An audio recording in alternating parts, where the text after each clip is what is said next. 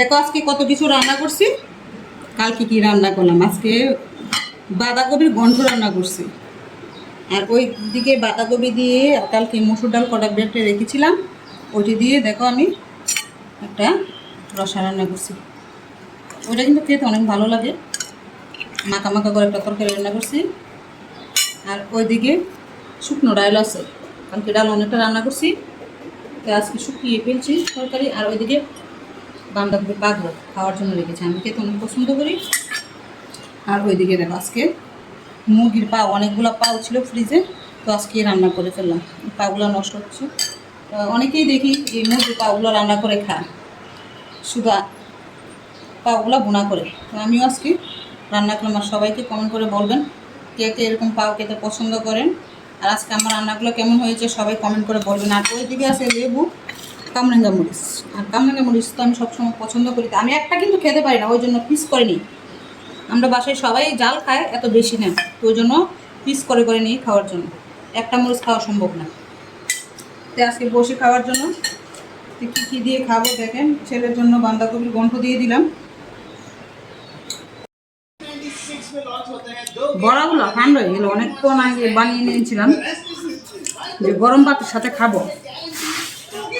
আর চুলা আজকে বন্ধ করে দিলাম।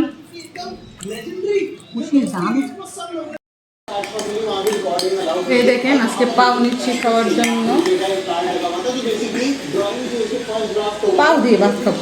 দেখি তো কে কেমন হয়েছে। মুরগির পাও বেশি করে বোনা করেছি, এই জন্য আমি 3টা পাও নিয়েছি। দেখেন পাওগুলা, আর সবসময় আমি রান্না করলে পাওগুলো আমি পছন্দ করি খাই। অনেকদিন যাবত পাওগুলা ফ্রিজে রেখে দিলাম, যে একদিন সবগুলো জমলে রান্না করব।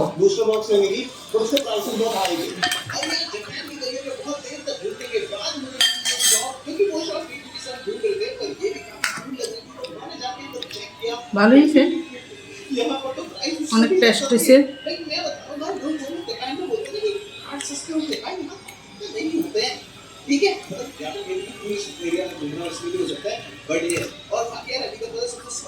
সবগুলো খাবার আপনাদের সাথে শেয়ার করব।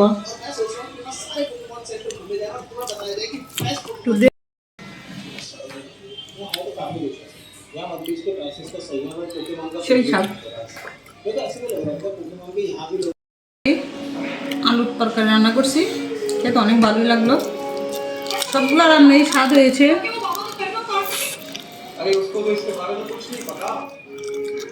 আর কে কে কি বাসায় রান্না করেছেন সবাই কমেন্ট করে বলবেন আপু ভাইয়েরা।